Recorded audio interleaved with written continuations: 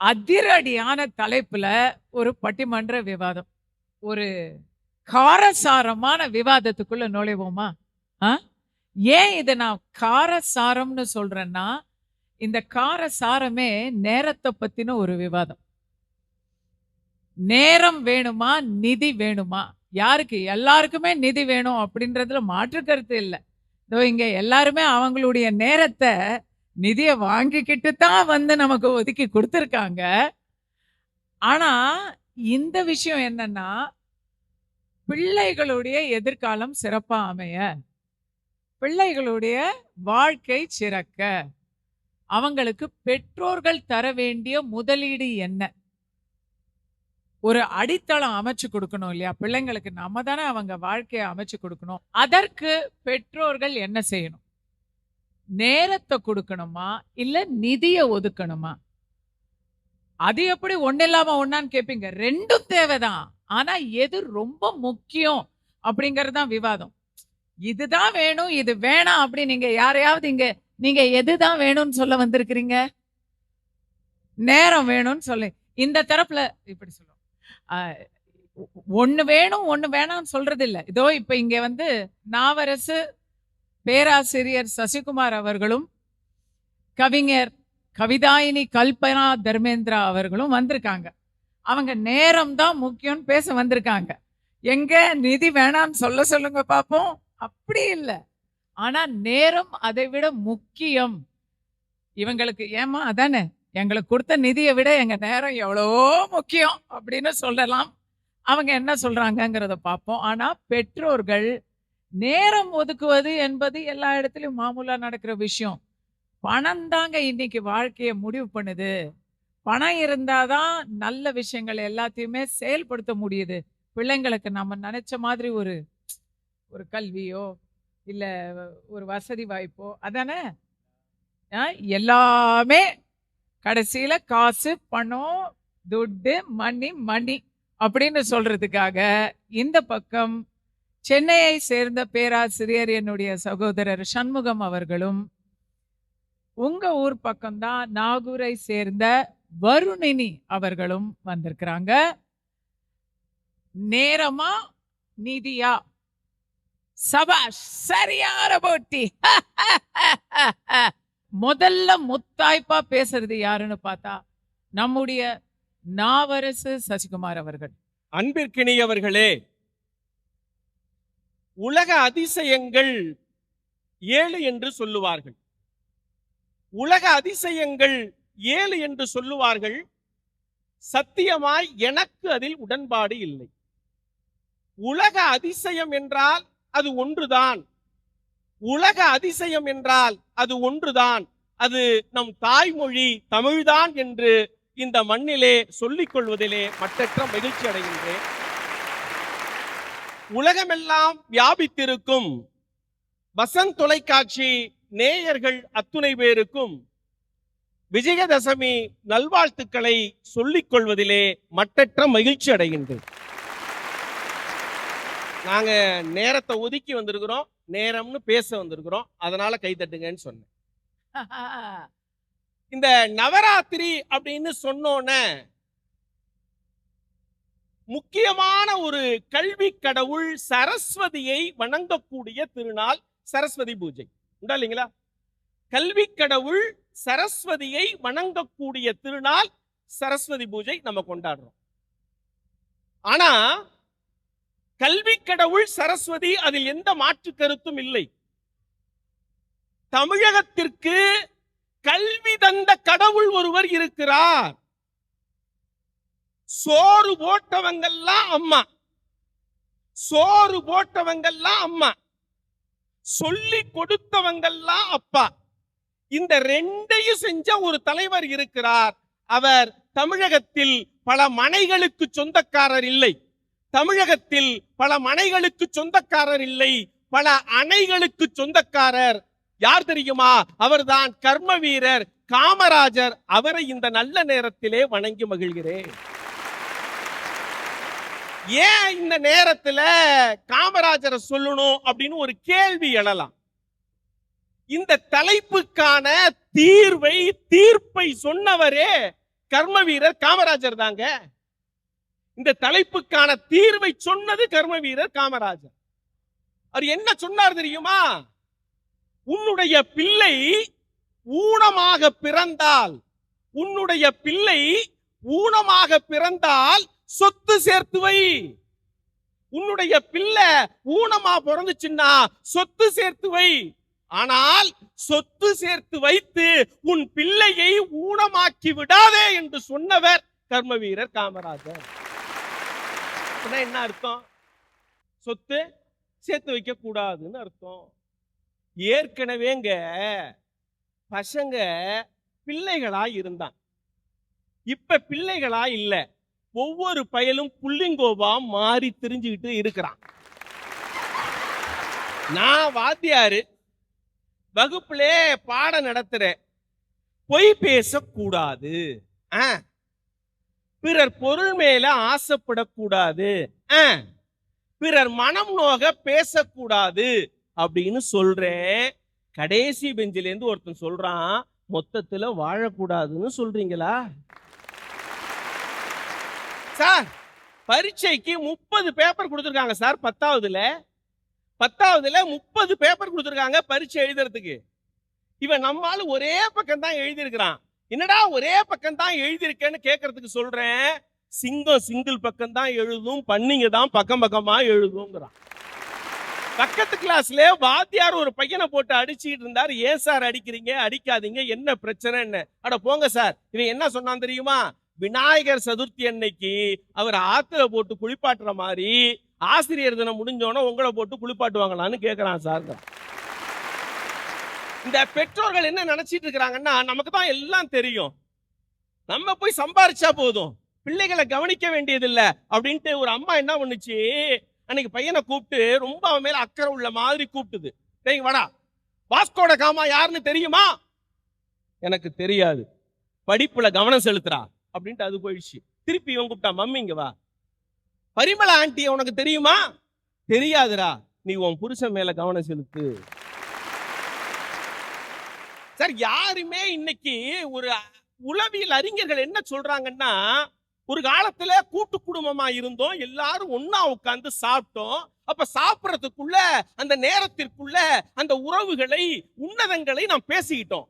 இன்னைக்கு என்ன சொல்றான், ஒருவேளை உணவாவது உங்களுடைய குடும்பத்தோடு சேர்ந்து உட்கார்ந்து சாப்பிடுங்க, அந்த நேரம் பயனுள்ளதாக இருக்கும்னு சொல்றான். இல்லைங்களா? ஒரு பெண் குழந்தை ஒரு நாளிதழ்ல அழகான ஒரு கவிதை எழுதியிருந்தா, அற்புதமான கவிதை. இது உண்மையா பொய்யாங்கிறத சில வீடுகளில் நடக்குது சார். அந்த பெண் அழகா எழுதியிருந்தா, காலையில் பரபரப்பு, ஒரு வீட்டுடைய சூழல், அவங்க வீட்டு சூழல் எப்படி இருக்கான், காலையில் பரபரப்பு, மாலையிலும் பரபரப்பு, இரவில் தொலைக்காட்சி, உண்ணும் போது செல்போன் பேச்சு.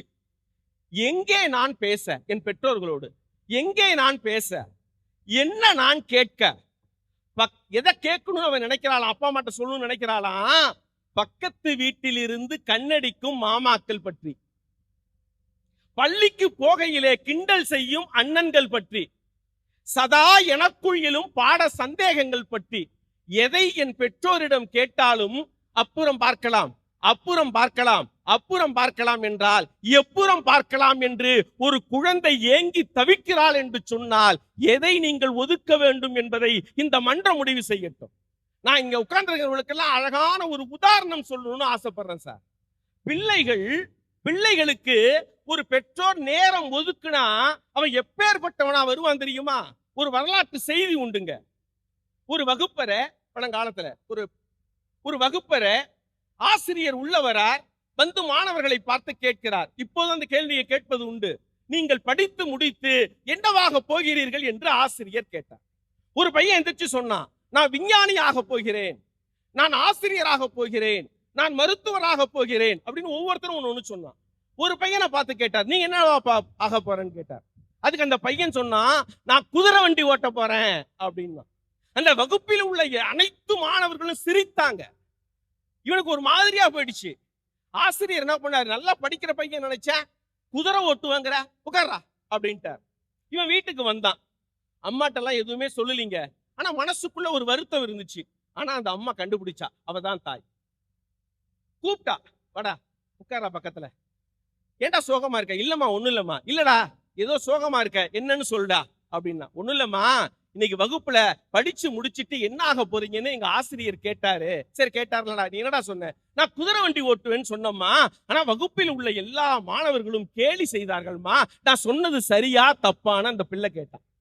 அந்த அம்மா சொன்னா, நீ இது ஒண்ணு தப்பு இல்லடா, வாடா அப்படின்னு சொல்லி தன்னுடைய பூஜை அறைக்கு அந்த பிள்ளையை அழைத்து சென்றாள் அந்த தாய். பூஜை அறையில நிறைய படங்கள் இருந்துச்சு. அதுல ஒரு படத்தை கொண்டு வந்து தன் பிள்ளைகள்கிட்ட காட்டினான். இந்த படம் என்ன தெரியுமாடா?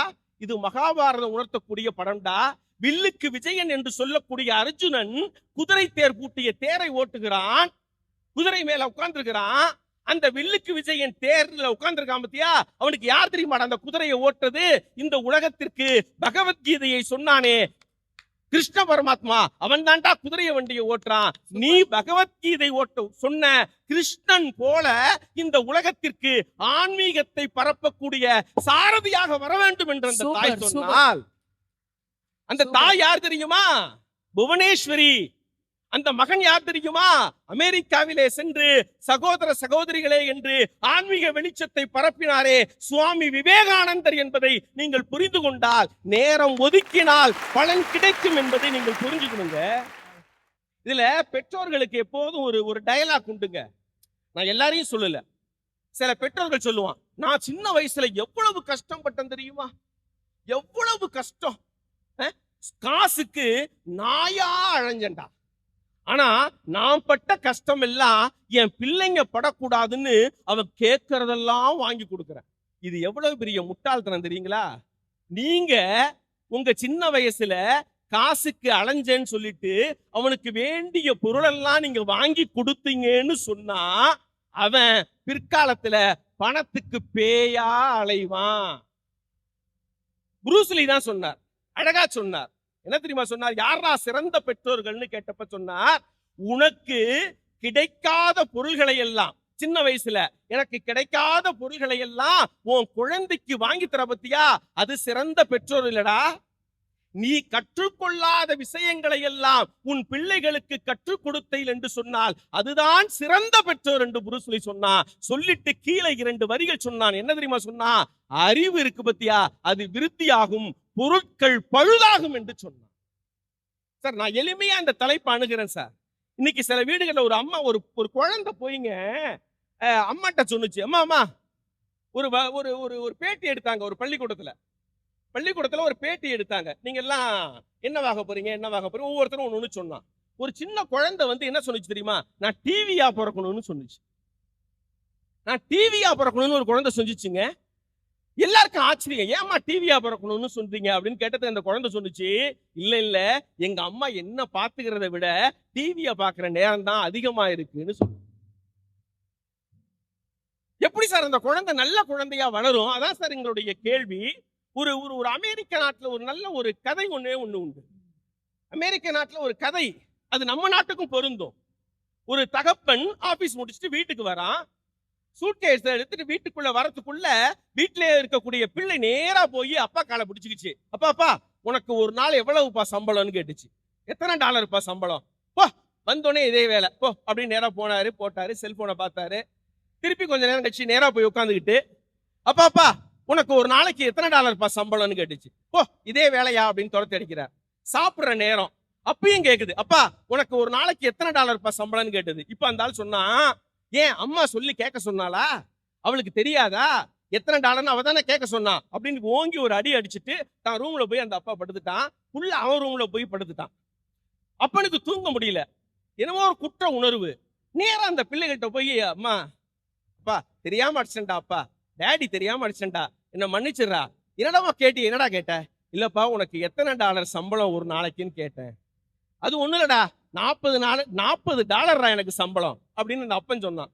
$10 குறைவா இருக்குப்பான்னா. இல்லடா $10 குறையிலடா, எனக்கு $40 தான்டா சம்பளம்னா. இல்லப்பா நான் $30 சேர்த்து வச்சிருக்கிறேன், $10 மட்டும் கம்மியா இருக்கு, அந்த $40 சேர்த்து உன்கிட்ட கொடுத்துட்டேன்னா நீ ஆபீஸ் போகாம ஒரு நாள் என் கூடவே இருப்பில்லப்பா, அதற்காகத்தான் சொன்னேன் என்று ஒரு குழந்தை சொல்கிறது என்று சொன்னால் எதுங்க உங்களுக்கு மிக மகிழ்ச்சியை தரும் என்பதுதான் என்னுடைய கேள்வி. சார், இதனால என்ன விபரீதம் வரும் தெரியுமா? நீங்க இத மாதிரியான ஒரு சூழல், நீங்க பணத்தை கொடுத்து கொடுத்து கொடுத்து கொடுத்து ஒரு குழந்தைய வளர்க்கிறீங்கன்னு சொன்னா இந்த எதிர்கால தலைமுறை எப்படி இருக்கும்னு அழகா ஒரு உளவியல் அறிஞன் சொன்னான். பயன்பட்டு வாழும் மனித பண்பாடு. இப்ப நம்ம வாழக்கூடிய பண்பாடு எப்பேற்பட்டது தெரியுமா? பயன்பட்டு வாழக்கூடிய மனித பண்பாடு கெட்டு போய் பயன்படுத்தி வாழும் நுகர்வு பண்பாடு வந்துடும் சொன்னா சார். பொருட்களை பயன்படுத்தி தூக்கி எறி. ஒரு காலத்துல பொருட்களை பயன்படுத்தணும், தூக்கி எறிஞ்சோம். ஆனா இன்றைக்கு மனிதர்களை பயன்படுத்தி தூக்கி எறியும் நிலைமை வந்து விட்டால் நீங்கள் என்ன செய்வீர்கள் என்பதுதான் என்னுடைய கேள்வி. ஒரே ஒரு செய்தியோடு நான் முடிச்சுக்கிறேன். ஒரே ஒரு செய்தி. நடந்த நிகழ்வு, பொய் கிடையாது. இத்தாலி நாட்டில் நடந்த ஒரு நிகழ்வு. ஒரு வகுப்பு ஆசிரியை தன்னுடைய வகுப்பிற்குள்ளே நுழைகிறார். அங்கே படிக்கக்கூடிய மாணவிகளுடைய எண்ணிக்கை 30, எல்லாமே பெண் பிள்ளைகள். வந்தோன்னா அந்த ஆசிரியை சொன்னா, இன்னைக்கு உங்களுக்கெல்லாம் ஒரு கொஸ்டின் பேப்பர் கொடுப்பேன். இந்த கொஸ்டின் பேப்பரை எழுதி யாரு 100க்கு 100 மதிப்பெண்கள் எடுக்கிறீங்களோ அவங்களுக்கு அழகான ஒரு ஷூ, பாதுகை வாங்கிட்டு வந்திருக்கேன்ப்பா, அதை நான் பிரைஸ் கொடுக்க போறேன். அப்படியா டீச்சர், கொஸ்டின் பேப்பரை கொடுங்க அப்படின்னு சொல்லி அந்த மாணவிகள் அத்துணை பேரும் ஆன்சர் எழுதி கொடுத்தாங்க சார்.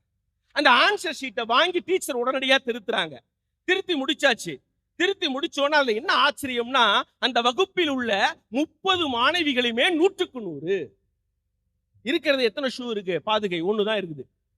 இப்ப அந்த ஆசிரியை சொன்னாங்க, எல்லாமே 100க்கு 100 எடுத்துட்டீங்கப்பா, அதிர்ஷ்டம் யாருக்கு இருக்குன்னு பார்ப்போம். நான் ஒரு பாக்ஸ் கொண்டாந்து வைப்பேன். இந்த பாக்ஸ்ல உங்களுடைய பெயர்களை எழுதி அந்த பாக்ஸ்குள்ள போடு.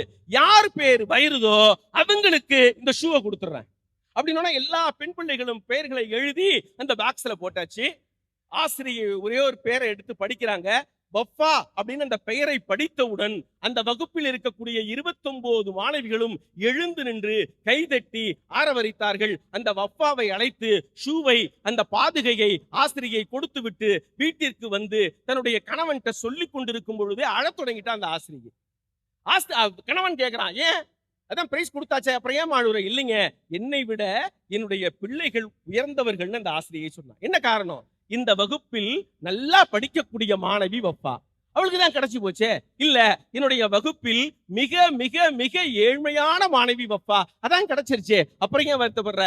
இல்லைங்க, என்னுடைய மாணவிகளை பெயர் எழுதி போட சொன்னேன், ஒருத்தர் கூட தன்னுடைய பெயரை எழுதாமல் அத்துணை மாணவிகளுமே வஃபா வஃபா வஃபா என்று எழுதி அந்த பெட்டியிலே போட்டிருக்கிறார்கள் என்று சொன்னால், என்னை விட என்னுடைய மாணவிகள் உயர்ந்தவர்கள் என்று சொன்னால், இந்த காலத்து மாணவர்களாக இருந்தாலும் சரி, இந்த காலத்து பிள்ளைகள் உங்களுடைய பணத்தை ஒருபோதும் எதிர்பார்ப்பதே இல்லை என்று சொல்லி வருடம் தவறாமல் குழந்தைகள் தினம் கொண்டாடுகிறவர்களே, வருடம் தவறாமல் குழந்தைகள் தினம் கொண்டாடுகிறவர்களே, இனியாவது தினங்களை கொண்டாடுவதை விட்டுவிட்டு குழந்தைகளை கொண்டாடுங்கள். விழிக்கட்டும் விழிகள், விடியட்டும் இரவு, சாகட்டும் சங்கடங்கள், சரியட்டும் சவால், வாழட்டும் தமிழ், சிறக்கட்டும் உங்கள் புகழ் என்று சொல்லி மீண்டும் வசந்த் தொலைக்காட்சி நேயர்கள் அத்துணை பேருக்கும் விஜயதசமி வாழ்த்துக்களை சொல்லி இடம் அமர்கிறேன். நன்றி, நல்வணக்கம். ஏங்க, இன்னைக்கு விஜயதசமியா தீபாவளியாங்க? சும்மா சரசர சரன்னு 10,000 வாலா மாதிரி பொறிஞ்சிட்டு போயிட்டாரு சசிகுமார் அவர்கள். இதுக்கு மாற்று கருத்து ஏதாவது இருந்ததுன்னா அது உங்களுக்கு இப்ப நினைவுல இருக்கா? ஏன்னா எனக்கு அப்படியே யாரோ என்ன அப்படியே சுத்தி விட்ட மாதிரி இருக்கு. இப்ப என்ன நீங்க எது கேட்டாலுமே நான் ஒண்ணு எல்லாம் என் நேரம் என் நேரம் என் நேரம் அப்படித்தான் நான் சொல்லுவேன். அப்படி ஒரு நிலைமையில கொண்டு வந்து விட்டுருக்கிறாரு. இப்ப இந்த நேரத்தை மாத்தி அமைக்க போறது என்ன? நகைச்சுவை அரசர் சண்முகம் அவர்கள் என்னதான் சொல்றாருன்னு பாத்துருவோம். வசந்த் தொலைக்காட்சியினுடைய நேயர்கள் அனைவருக்கும் விஜயதசமி நல்வாழ்த்துக்களை தெரிவித்துக் கொண்டு, பார்ப்போற்றும் வள்ளல் பாரி, பட்டிமன்றம் போற்றும் நடுவர் எங்கள் கஸ்தூரி என்ற நாற்காலியில் நடுநாயகமாக அமர்ந்துள்ள நடுவர் அவர்களையும் வணங்கி, இவ்வளவு நேரம் நேரம் நேரம்னு சொன்ன உடனே யாரு மூஞ்சிலையும் ஈயாடல. சசி ஐயா சொன்னாரு, நேரம்னு சொல்றேன், கைத்தட்டுங்க கைத்தட்டுங்க. ஐயா நிதியை கொடுத்து பாருங்க ஐயா, கைத்தட்டல் எவ்வளவு வேகமா வரும்னு. போகும்போது ஆளுக்கு 100 ரூபான்னு சொல்லி பாருங்க, கைத்தட்டல் சும்மா பட்டைய கலப்போம். இவ்வளவு நேரம் ஈயாட விடாம எல்லாரும் நேரம் நேரம்னு ஏண்டா இந்த நேரம்னு தலையில அடிச்சுட்டு உட்கார்ந்துருக்காங்க நடுவர்களே. சொல்லுங்க பாப்போம். நடுவர் அவர்களே, ஒரு அதே மாதிரி ஐயா சொன்னாரு, என்ன சொன்ன, சொத்து சேர்த்து வைக்க வேணாம், சொத்து சேர்த்து வைக்க வேணாம் அப்படின்னு சசி சார் சொன்னாரு. ஏன் சொத்து சேர்க்கிறீங்க? போயிடுங்க, இமயமலை போயிடுங்க ஐயா, ஐயா இமயமலை போயிடுங்க. எதுக்கு வந்து சொத்து சேர்த்துக்கிட்டு இங்க வந்து உட்காந்துக்கிட்டு சொத்து சேர்க்க வேணாம்னு சொல்லிட்டு இருக்கீங்க? ஐயா, இந்த இடம் எந்த இடம், இந்த ஏரியா எந்த ஏரியா, எல்லா ஏரியாலையும் பணம் தான் நடுவர் அவர்களே, பணம் தான். தமிழகமே நிதி வேண்டும் என்று பெற்றோரிடம் கேட்டபோது தமிழ்நாட்டு குழந்தைகள் எல்லாம் கேட்கின்றேன் உடனே நிதியை கொடுத்தார்களே, அதுதான் நடுவர்களே நிதிக்கான பவரு. யோசிச்சு பாருங்க. சும்மா வந்துட்டு ஐயா, பணம் அப்படிங்கிறது அடிமைத்தனத்தை ஒழிக்கக்கூடிய ஒரு பாஸ்வேர்டு. பணம் என்பது மக்களோட அடிமைத்தனத்தை ஒழிக்கக்கூடிய ஒரு பாஸ்வேர்டு. ஐயா, நீங்க குழந்தைகள்கிட்ட ஆர்வமா ஒண்ணு கேட்க வருது அப்படின்னா, அப்பா எனக்கு அவன் அந்த சைக்கிள் வச்சிருக்கான், எனக்கு இதை வாங்கி கொடுங்க அப்படின்னு சொன்ன உடனே வாங்கி கொடுத்தீங்க அப்படின்னா அந்த மகிழ்ச்சிக்கு எவ்வளவு காசு கொடுத்தாலும் ஈடாகாதுங்க. ஐயா, நீங்க எவ்வளவு நேரம் வேணா ஒதுக்கிக்கோங்க, எவ்வளவு வேணா அட்வைஸ் பண்ணிக்கோங்க. ஆனா அந்த காசு கொடுத்து அந்த வாங்கி கொடுத்த உடனே அந்த மகிழ்ச்சியை பார்த்த உடனே எங்க ஆளு போடுவான் பாருங்க சாங்கு, போடுறா அப்படின்ட்டு, நீ பொட்டு வச்ச தங்க கோடம் ஊருக்கு நீ மகுடம் அப்படின்மா எங்க ஆளு. எங்க அப்பா தான் ஹீரோ, அவனுக்கு ஒரு பெற்றோர்கள் ஹீரோவாக தெரிவாங்க. ஐயா, உங்களை மாதிரி நேரம் ஒதுக்கி விவேகானந்தரை பத்தியும் எல்லா அறிவுரையும் சொல்லிக்கிட்டு இருந்தீங்க அப்படின்னா, இப்ப பேசுனதெல்லாம் போதும், காசு கொடுத்து வாங்கி கொடுக்க முடியுமா முடியாதா அப்படிதான் கேட்பான். அதே மாதிரி குழந்தைங்கள்ட்ட நீங்க ஒரு சாக்லேட்டை கொண்டு போய் வாங்கிட்டு போய் டேபிள்ல வச்சிருங்களேன். நீங்க பல நேரம் தம்பி ஆசைப்படக்கூடாது, எதுக்குமே ஆசைப்படக்கூடாது, நல்லா நாம நேர்மையா வாழணும் அப்படின்னு சொல்லிட்டு அந்த சாக்லேட்டை வச்சா குழந்தை எடுக்காம இருக்குமா? சொல்லுங்க பாப்போம். அதே குழந்தை கையில கொண்டு போய் 10 சாக்லேட்டை கொடுத்துட்டு, ஏய் எனக்கு 2 சாக்லேட்டை கொடுப்பா அப்படின்னா 3ஆ கொடுக்கும். அதுதான் நிதிக்கான பவர், அதுதான் நிதிக்கான பவர். இங்க வந்துகிட்டு உட்கார்ந்துகிட்டு எப்பப்பா என்னமா பேசினாரு, தோசை திருப்பத பார்த்திருக்கேங்க, இட்லிய திருப்பி இங்கதாங்க பாக்கிறேன். தோசையை திருப்பி பார்த்திருக்கேன், இட்லிய திருப்பி இங்கதான் பாக்குறேன். என்ன ஒரு அறிவுரை. எல்லாம் உடனே பூமர் அங்கிள் தான் சொல்லணும். இனிமேல் சசி சார் பேரை பூமர் அங்கிள் வச்சிருவான் இனிமேல் எல்லாரும் பட்டிமன்றம் பார்த்த உடனே. இப்படி வந்து அதாவது கேட்ட உடனே நிதியை அள்ளி கொடுக்கக்கூடிய அந்த எண்ணம் தான் நடுவர் அவர்களே.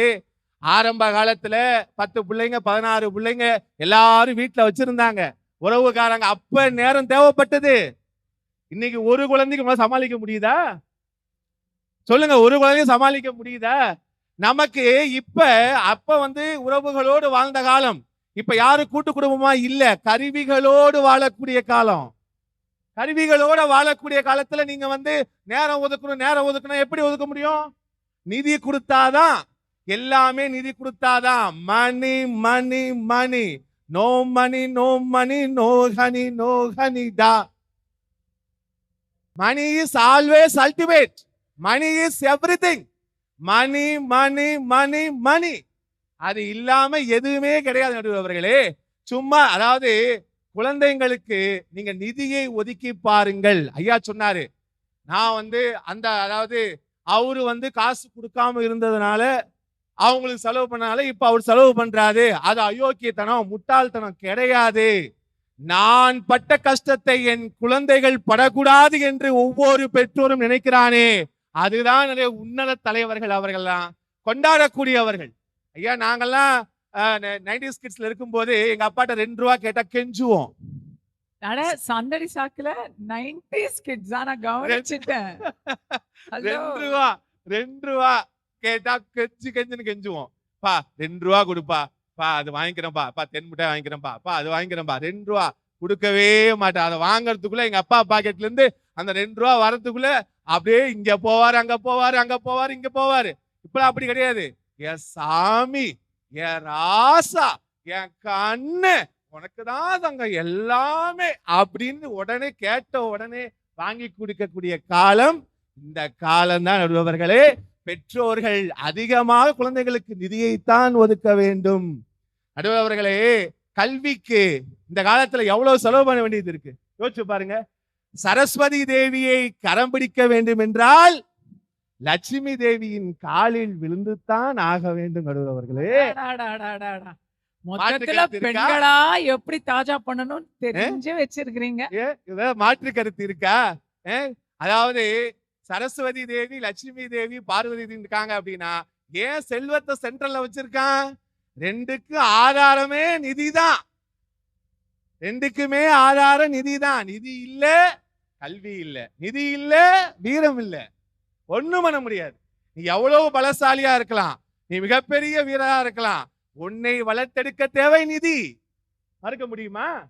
சொல்லுங்க பாப்போம். மனிதர்களுடைய செல்வத்தை அவர்கள் வளர்க்க வேண்டும் என்பதற்காகத்தான் நடுவர்களே ஆணை குறிப்பதற்காக திரு என்றும், பெண்ணை குறிப்பதற்காக திருமதி என்றும், அதே போன்ற மூன்றாம் பலந்து குறிப்பதற்காக திருநங்கை என்றும், ஏன் குழந்தைகளை செல்வன் செல்வி என்றும் அன்போடு அழைக்கின்றதற்கு காரணம் நிதி. நீங்கள் நிதியோடு சந்தோஷமாக நீண்ட ஆயுளாக வளர வேண்டும் என்பதற்காகத்தான் திரு என்று, திருமதி என்று, திருநங்கை என்று சேர்க்கிறார்கள் நடுவர்களே. அதை மறந்துவிடக் கூடாது. நீங்கள் செல்வம் செல்வம் செல்வம் என்றுதான் இருக்கும். முயற்சி திருவினையாக்கும். திரு அங்க என்ன மீனிங்? திருமகள். செல்வம் செல்வம் என்பது நம்மை விட்டு செல்வம் செல்வம் என்றுதான் இருக்கும். ஆனால் அதை இழுத்து கட்ட வேண்டிய பொறுப்பு நம்மிடையே இருக்கிறது. அதை கொடுக்க வேண்டிய பொறுப்பும் நம்மிடையே இருக்கின்றது என்பதை மறந்துடக்கூடாது. ஐயா சசி ஐயா, ரா ரா ரா ராமையா, ராங்கா போனா எல்லாம் ராங்கு தாங்க ஐயா. புரியுதா இல்லையா? உண்மையை சொன்னா மனசலாயோ?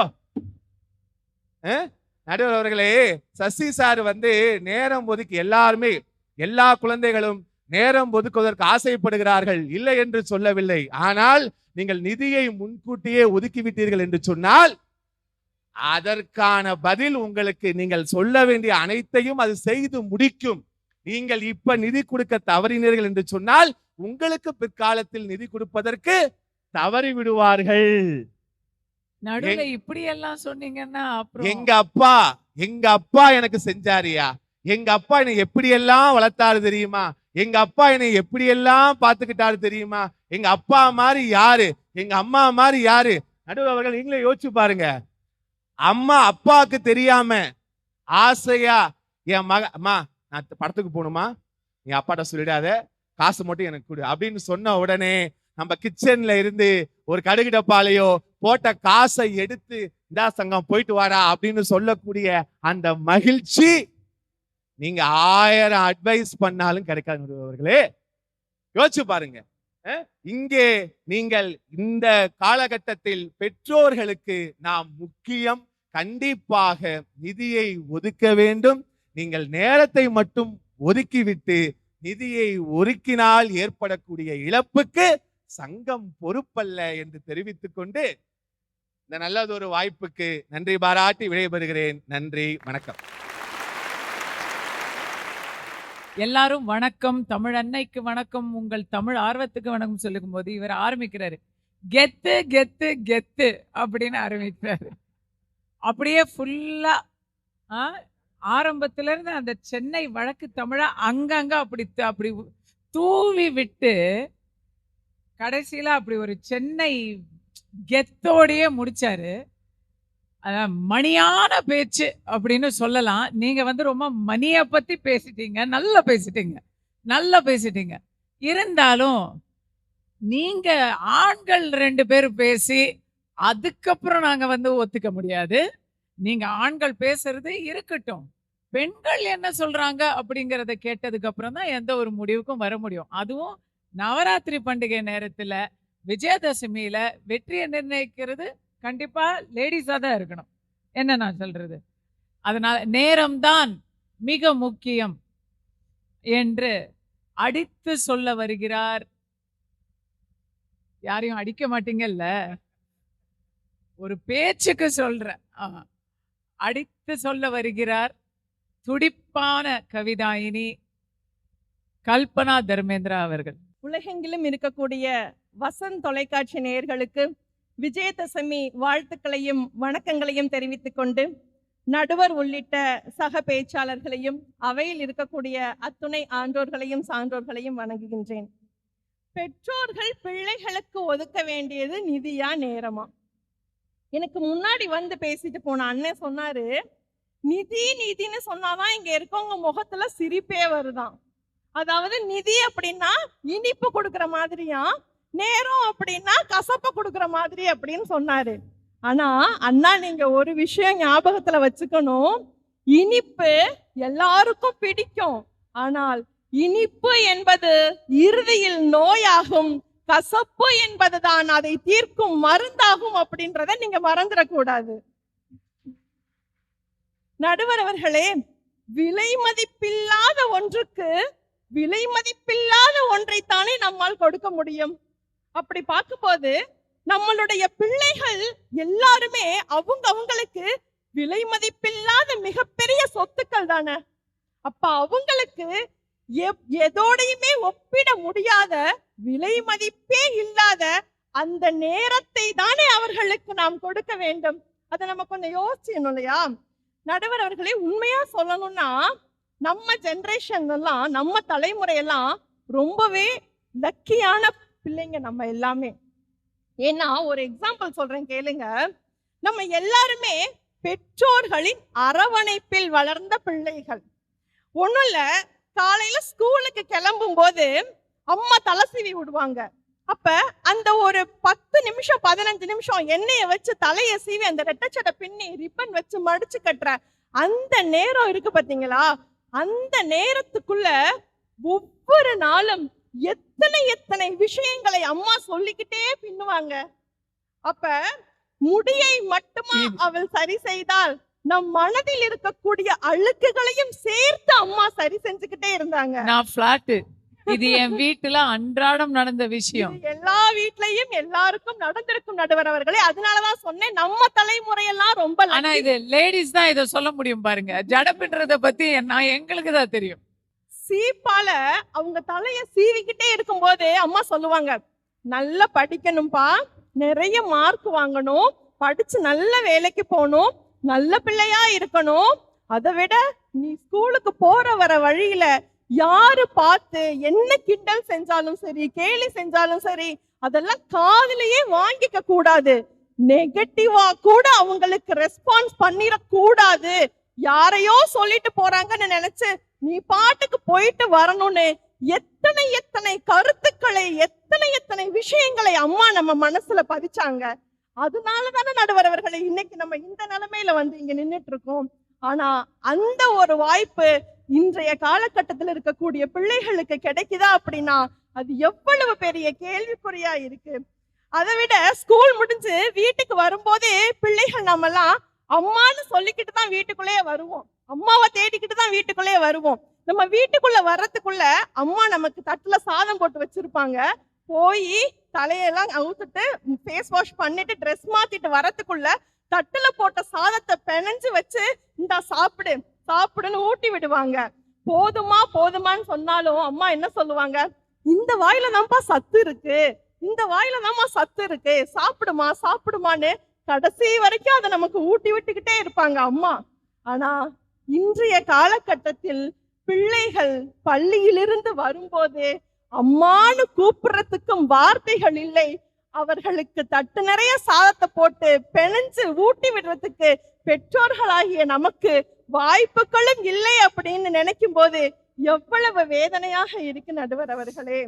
அதாவது கோழி ஒரு கூட்டிலே, சேவல் ஒரு கூட்டிலே, கோழி குஞ்சு தவிக்குது இப்ப அன்பில்லாத காட்டிலேன்னு சொன்னாங்க. அது மாதிரி கோழி ஒரு ஆபீஸ்ல, சேவல் ஒரு ஆபீஸ்ல, கோழி குஞ்சான அந்த குழந்தைகள் யாரோ ஒரு ஊர் பேர் தெரியாத அரக்கன் கையில மாட்டிக்கிட்டு இருக்காங்க நடுவர் அவர்களே. இன்னைக்கு தேவைகளை பூர்த்தி செய்ய ஓடுகிறோம்னு நீங்க சொல்றீங்க. குழந்தைகளுடைய தேவைகளை பூர்த்தி செய்வதற்காகத்தான் ஓடுகிறோம் என்று சொல்லி குழந்தைகளுக்கு தேவைப்படும் நேரத்தில் நாம அங்க இல்லாம எங்கேயோ தொலைஞ்சு போயிடுறோமே. அப்ப அந்த குழந்தைங்களோட நிலைமையை கொஞ்சம் யோசிச்சு பாத்தீங்களா? நல்ல பிள்ளைகளை நம்பி இந்த நாடே இருக்குது தம்பி. சின்னஞ்சிறு கைகளை நம்பி ஒரு சரித்திரம் இருக்குது தம்பி.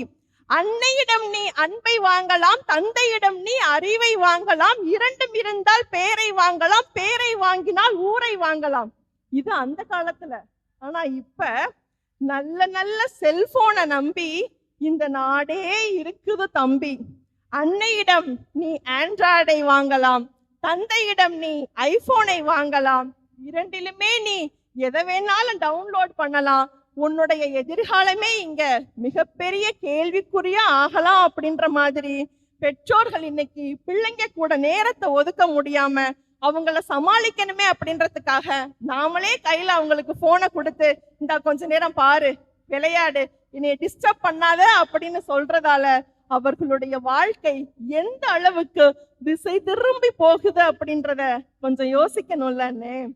சொத்து சொத்து சொத்து சொத்து முக்கியம்தான். மேடம் சொன்ன மாதிரி நாங்க சொத்து தேவை இல்லை அப்படின்னு சொல்லவே கிடையாது. ஆனா சொத்து மட்டுமே முக்கியம், பிள்ளைகளுக்கு சொத்து மட்டுமே சேர்க்கணும் அப்படின்னு நம்ம ஓடுறதால இன்றைய காலகட்டத்தில் இருக்கக்கூடிய பிள்ளைகள் எத்தனை எத்தனை இழப்புகளை சந்தித்திருக்கிறார்கள் தெரியுமா? முதலில் தாலாட்டை இழந்தார்கள். இந்த குழந்தைகள் எல்லாம் தாலாட்டை இழந்தார்கள். தாய் பாலை இழந்த குழந்தைகள் எத்தனையோ பேர் இருக்காங்க. நல்ல நல்ல கதைகள், நன்னெறி கதைகளை இழந்த குழந்தைகள், பெற்றோர்களின் அரவணைப்பை குறிப்பாக இழந்த குழந்தைகளாகத்தான் இன்றைய காலகட்டத்துல குழந்தைகள் எல்லாம் வளர்ந்துகிட்டு இருக்காங்க. 2.5 வயசுல கொண்டு போய் ஸ்கூல்ல சேர்த்து விடுறோம் பிள்ளைங்களை. 2.5 வயசுல கொண்டு போய் ஸ்கூல்ல சேர்த்து விடுறோம். இதுக்கெல்லாம் பின்புலம் நம்ம என்ன சொல்றோம்? நான் ஓடுறது யாருக்காக? நான் உழைக்கிறது யாருக்காக? நான் சம்பாதிக்கிறது யாருக்காக? எல்லாமே என் பிள்ளைங்களுக்காக தானே நம்மளே நினைச்சுக்கிறோமே தவிர, என்னைக்காவது ஒரு நாள் அவனை கூப்பிட்டு உட்கார வச்சு, தம்பி பாப்பா, நான் ஓடுறது, உழைக்கிறது, சம்பாதிக்கிறது எல்லாமே உனக்காகத்தான், உனக்காகத்தான் நான் இவ்வளவு கஷ்டப்படுறேன் அப்படின்னு ஒரு நாளாவது அவர்கள் உணரும்படி நாம சொல்லி இருக்கோமா? அப்படி சொன்னோம்னா இந்த காலகட்டத்துல எந்த இதுக்குமே ஒரு கவலையே இல்லை அப்படின்னு தான் சொல்ல முடியும். அதாவது அண்ணன் சொன்ன மாதிரி தண்ணியில கப்பல் போய்கிட்டு இருந்தா எல்லாருக்கும் உல்லாசம், தண்ணியில கப்பல் போய்கிட்டு இருந்தா எல்லாருக்கும் உல்லாசம். ஆனால் அதுவே ஒரு கரையை தாண்டி அந்த கப்பலுக்குள் தண்ணி வந்துருச்சுன்னு வச்சுக்கோங்களே, எல்லாருக்கும் கைலாசம் தான். அது மாதிரி நிதி என்பது ஒரு அளவில் இருக்கும் வரைதான், பிள்ளைகளுக்கு கொடுப்பதில் ஒரு அளவாக கொடுக்கும் வரைதான் அது எல்லாமே சரியா இருக்கும். அதை தாண்டி போயிடுச்சுன்னு வச்சுக்கோங்களேன், அது எல்லாமே மிகப்பெரிய கேள்விக்குறியா போயிடும்னு. எந்த குழந்தையும் நல்ல குழந்தைதான் மண்ணில் பிறக்கையிலே, அவர்கள் நல்லவர்களாவதும் தீயவர்களாவதும் அன்னை வளர்ப்பதிலே. அண்ணன் சொன்னாரு, அட்வைஸ் பண்றாங்க, பூமர் போடுறாங்க, என்னென்னமோ சொன்னாரு. என்ன வேணாலும் சொல்லிக்கட்டுங்க, ஆனா பெற்றோர்கள் பிள்ளைகளுக்கு கொடுக்கக்கூடிய மிகச்சிறந்த பரிசு எதுன்னு தெரியுமா? பிள்ளைங்க நம்மள என்ன வேணாலும் சொல்லிக்கட்டும், ஏமா அட்வைஸ் பண்ற, ஏமா கழுத்து இருக்கிற, ஏமா பூமர் பண்ற, என்ன வேணாலும் சொல்லிக்கட்டும், ஆனால் பெற்றோர்கள் நாம் பிள்ளைகளுக்கு கொடுக்கக்கூடிய மிகச்சிறந்த பரிசு நம்மளுடைய அனுபவங்களை அவர்களுக்கு சொல்லி கொடுப்பதுதான். நான் எப்படியெல்லாம் வாழ்ந்தேன் தெரியுமா, நான் எந்த மாதிரி எல்லாம் கஷ்டத்தை அனுபவிச்சேன் தெரியுமான்னு ஒரு 10 நிமிடம் ஒதுக்கி நம்மளுடைய வாழ்க்கையை அவர்களுக்கு சொல்வதுதான் அவர்களுக்கு நாம் கொடுக்கக்கூடிய மிகப்பெரிய பரிசு அப்படின்னு மறக்க கூடாது. எனக்கு கல்யாணம் ஆகும்போது அப்படிதான். எங்க அம்மா என்னை கூப்பிட்டு சொன்னாங்க, பாப்பா உன் கல்யாணத்துக்கு அப்புறம் நீ எத்தனை நாள் வேணாலும் அம்மா வீட்டுல தங்கிக்கோ, ஆனா உன்னுடைய கணவனின் சம்மதத்தோட தான் தங்கணும். உன் கணவன் கிட்ட சண்டை போட்டுட்டு ஒரு நாள் கூட என் வீட்டுக்கு நீ வரக்கூடாது அப்படின்னு சொன்னாங்க. இத அவங்க அம்மா அவங்களுக்கு சொன்னதா என்கிட்ட சொன்னாங்க. அப்ப நான் கேட்டேன், அப்ப எது நடந்தாலும் என்னை அடங்கி போ சொல்ற, அப்படிதானம்மா? அவங்க நீ வராதன்னு சொல்லிருக்காங்க, அதான் மேட்ரு. எது நடந்தாலும் அடங்கி போ சொல்ற, உன் வீட்டு பக்கம் வராதன்னு சொல்ற அப்படின்னு கேட்டேன். அப்ப அம்மா சொன்னாங்க, எது நடந்தாலும் அடங்கி போ சொல்லல, அடங்கி போவதற்கும் குடும்பத்தில் இருக்கக்கூடிய உறவுகளை அனுசரித்து போவதற்கும் நிறைய வித்தியாசம் இருக்கு. அதனால அடங்கி போன்னு சொல்லல, எல்லா உறவுகளையும் அனுசரித்து வாழ்வதுதான் வாழ்க்கை அப்படின்னு அவங்க அன்னைக்கு சொன்ன அந்த அட்வைஸ் தானே ஒவ்வொரு நம்ம எல்லாரையும் இன்ன வரைக்கும் குடும்பம் அப்படின்ற அந்த கட்டுக்கோப்பு குலையாமல் தாங்கிட்டு போயிட்டு இருக்கோம்னா அம்மாக்கள் சொன்ன அந்த அட்வைஸ் தானே மேடம். என்னைக்காவது ஒரு நாளாவது உங்களுடைய பிள்ளைகள் தூங்குறதுக்கு முன்னாடி வீட்டுல போய் அவங்க கண்ணத்தை புடிச்சு நெத்தியில ஒரு முத்தம் கொடுத்திருக்கீங்களா? அது எத்தனை நாளாச்சு யோசிச்சு பாருங்க.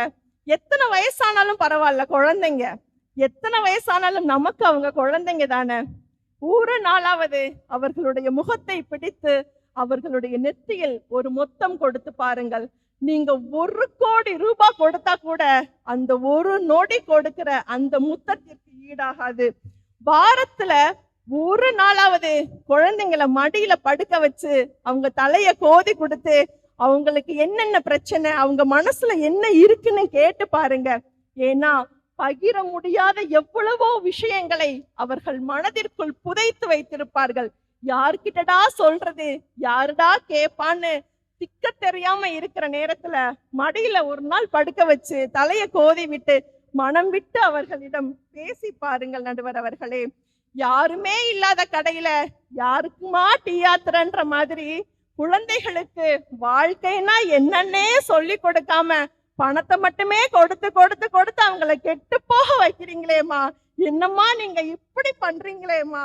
ஆக என்னுடைய சகோதரர் சொன்ன மாதிரி தாமஸ் ஆல்வா எடிசனில் தொடங்கி சத்ரபதி சிவாஜி, விவேகானந்தரிலிருந்து எத்தனையோ பேர், ஏன் இப்ப இருக்கக்கூடிய பிரக்ஞானந்தா வரை எல்லாருமே அவர்களுடைய அம்மா, அவர்களுடைய பெற்றோர்கள் அவர்களுடைய கண்காணிப்பில் அரவணைப்பில் இருந்ததால் தான் இந்த அளவுக்கு அவர்களுக்கு வெற்றி கிடைத்திருக்கிறது.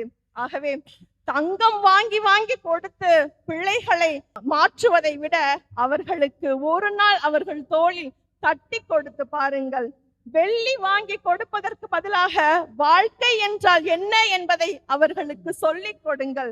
வைரம் என்பதற்கு பதிலாக அவர்களுக்கு வைரமாக மாற்றுவதற்கு பட்டை தீட்டி பாருங்கள். கருவில் தோன்றிய நாள் முதலே அவர்களை பற்றி பல பல கனவுகள் கண்டோம். கஷ்டமில்லாமல் அவர்களை வளர்ப்பதற்காக எண்ணி கடிகாரத்தை விட வேகமாக ஓடினோம். உல்லாச வாழ்க்கையை கொடுத்தோம், கேட்டதெல்லாம் கைமேலே கொடுத்தோம். இல்லை என்ற சொல்லின் அர்த்தம் தெரியாமலே அவர்களை வளர்த்தோம். அடுக்குமாடி வீடுகள், வேலைக்கு ஒரு கார், அக்கவுண்ட் முழுவதும் 8 டிஜிட்ல சேமிப்பு, இத்தனையும் செஞ்சுட்டோம். ஆனா குழந்தைங்களை ரசிக்க மறந்துட்டோம். வாழ்க்கையில் இன்பமும் உண்டு, துன்பமும் உண்டு, தோல்வியும் உண்டு, வெற்றியும் உண்டு. வாழ்க்கையில கண்டிப்பா நம்ம எதிர்நீச்சல் போட்டுதான் வரணும் அப்படின்றத பிள்ளைகளுக்கு சொல்லிக் கொடுக்க மறந்து விட்டோம். பங்களா கட்டும் நேரத்தில் பிள்ளைகளை பண்புகளை சொல்லிக் கொடுங்கள். கார் வாங்க உழைத்த நேரத்தில் அவர்களது மனதில் கண்ணியத்தை விதையுங்கள். மனை வாங்கிய ஓடும் நேரத்தில் அவர்களது மனதை செம்மையாக்குங்கள். காலம் இன்னும் தவறவில்லை. நமக்காக இன்னும் எவ்வளவோ நிறைய காலங்கள் காத்திருக்கிறது. இனியாவது பிள்ளைகளுக்காக நிதி நிதி என்று நிதியை தேடுவதை விடுத்து நேரத்தை ஒதுக்குங்கள் என்று வாய்ப்பளித்த அத்தனை பேருக்கும் நன்றி கூறி விடைபெறுகிறேன். நன்றி. இந்த குரூப்பே தீபாவளி குரூப்புப்பா. பேச ஆரம்பிச்சாங்கன்னா சும்மா அப்படியே மடை திறந்த வெள்ளம் மாதிரி பொறிஞ்சு தள்ளிடுறாங்க. இதை நவராத்திரிக்காகவாவது ஏதாவது ஒரு லட்சுமி வெடி அந்த மாதிரி ஒத்தைய பொறிஞ்சிருக்கலாமே. இல்லை, எல்லாமே வந்து 10,000 வாலா, 20,000 வாலா, இப்படிதான் போயிட்டே இருக்கு. அவுட்டு போட்டால் அரை மணி நேரம் போயிட்டே இருக்கு. சூப்பர், நல்லா பேசுனீங்க. ஆனா நீங்க வந்து நிதி தேவையில்லை, நேரம் தான் தேவைன்னு சொன்னீங்க. ஆனா நிதியால என்ன நன்மைகள்?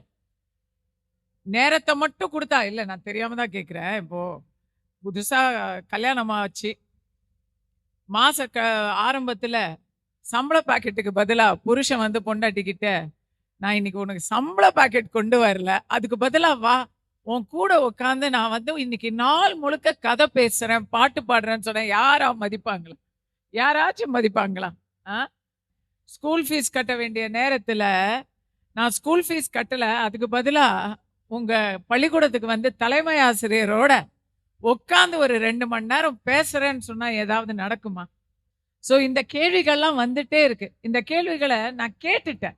அதுக்கு பதில சொல்ல போறது யாருன்னு பாத்தீங்கன்னா கவிதாயினி நாகூர் வருணனி செந்திலவன் அவர்கள். எம்மொழிக்கும் மூத்தவளே, எம்மொழிக்கும் மூத்தவளே, எம்மொழியாய் ஆனவளே, செம்மொழியாய் மொழிகளுக்குள் செம்மாந்திருப்பவளே, அன்னை தமிழை உன்னை வணங்கி உலகெங்கும் வாழும் வசந்த் தொலைக்காட்சி நேயர்கள் அனைவருக்கும் ஆயுத பூஜை விஜயதசமி நல்வாழ்த்துக்களை தெரிவித்துக் கொண்டு, இந்தியர்கள் அனைவர் மனதிலும் குடிகொண்டிருக்கும் அமைதிப்படை நாயகியாம் நமது நடுவர் அவர்களையும் வணங்கி, நிதியா நேரமா, இந்த நிதி நிதி நிதின்னு சொல்லும் போதெல்லாம் எனக்கு வேற ஒரு வார்த்தை காதுல விழுந்துகிட்டே இருந்தது. நிம்மதி நிம்மதி நிம்மதின்னு விழுந்துச்சு. இந்த நிம்மதிங்கிற வார்த்தை எடுத்துங்க, அதோட முதல் எழுத்தையும் கடைசி எழுத்தையும் சேருங்க, நிதி வரும். நிதி இருந்தா நிம்மதி வரும், நிதி இல்லைன்னா நிம்மதி போகும், நிதியே நிம்மதியை தரும். அந்த நிதி தான் தேவன் நான் பேச வந்திருக்கேன். இந்த நேரத்துல சில நேரத்தை ஐயோ இது சூப்பரான அருமையான நல்ல நேரம் போம், சில நேரத்தை இது கெட்ட நேரம், இந்த நேரத்துல எதையும் செய்யாதம்போம். ஆனா நேரத்துல நல்ல நேரம் கெட்ட நேரம்னு சொல்றோமே, பணத்துல இது நல்ல பணம் இது கொடு, இது கெட்ட பணம் இது வேணாம் இதை எடுத்துட்டு போ, 1.5 மணி நேரம் கழிச்சு வேற பணம் கொண்டு வா நம்ம சொல்றோமா? நேரத்துல நல்ல நேரம் கெட்ட நேரம் உண்டு, பணத்துல நல்ல பணம் கெட்ட பணம் இல்லை. இதனாலதான் வாலிப கவிஞன் வாலி காசேதான் கடவுளப்பா, அது கடவுளுக்கும் தெரியுமப்பான்னாரு. நீங்க கூட்டிட்டு வந்திருக்க 2 பேருக்கும் தெரியல, என்ன பண்றது? அதுலயும் என்னுடைய சகோதரி கல்பனா பேசும்போது, எங்க பிள்ளைங்களுக்கு நாங்க நேரமே கொடுக்க மாட்டோம், நாங்க சோறே ஊட்ட மாட்டோம், நாங்க தலையே பின்ன மாட்டோம், நாங்க என்ன விரிச்ச தலையும் வேதனையுமா எங்கள் பிள்ளைகளை பள்ளிக்கூடத்துக்கு அனுப்புகிறோம் அக்கா? இப்பயும் நாங்க தலையெல்லாம் பின்றோம், சோறெல்லாம் ஊட்டுறோம். இன்னும் உங்களுக்கு சொல்லணும்னா, உங்களுடைய நாட்களில் 6 பிள்ளை 5 பிள்ளை இருக்கக்கூடிய பிள்ளையுடைய பெற்றோரே அந்த தந்தையை கூப்பிட்டு குறிப்பா கேளுங்களேன், சார் உங்க 3வது பிள்ளை எத்தனாவது படிக்கிறான்? ஏண்டி நம்ம 3வது பிள்ளை 4வது தானே படிக்கிறான்? அந்த அம்மா இல்லைங்க நம்ம 4வது பிள்ளை தாங்க 3வது படிக்கிறான்னு நினைக்கிறேன். சரி விடுங்க, 3வது பிள்ளையோ 4வது பிள்ளையோ 4வதோ 3வதோ படிச்சுட்டு போகுதும்பாங்க. அப்படி இருந்த காலகட்டத்துல இருந்து இப்ப எப்படி இருக்கு? இன்னைக்கு இருக்கக்கூடிய பெற்றோர்கள்லாம் அப்படி இல்லை. இன்னைக்கு இருக்கக்கூடிய பெற்றோர்கள் எப்படி இருக்காங்கன்னா, இன்னைக்கு இருக்கக்கூடிய இளம் தந்தையை கூப்பிட்டு உங்க பிள்ளை என்ன படிக்குதுன்னு கேட்டு பாருங்க. என் பிள்ளை 5th B படிக்குது, என் பிள்ளைக்கு க்ளோஸ் ஃப்ரெண்ட்ஸ் 2 பேர் இருக்காங்க, அவனுக்கு இங்கிலீஷ் டீச்சரை ரொம்ப பிடிக்கும், அவங்க மேக்ஸ் தான் அவனுக்கு கொஞ்சம் பிடிக்காது, அவன் ஸ்கூல்லேயே அவன் இதில் தான் டாப்பர், அவனுக்கு இந்த ஸ்போர்ட்ஸ் வரும், இந்த கேம் வரும், இது அவனுக்கு வராது, இது அவனுக்கு பிடிக்காது. நேத்தி கூட அவன் திருக்குறளில் 450 திருக்குறள் படித்து என்கிட்ட ஒப்பிச்சு காமிச்சான். அவன் 1330 திருக்குறள் படிக்கிறதுக்காக நான் முயற்சி பண்ணிக்கிட்டு இருக்கேன்.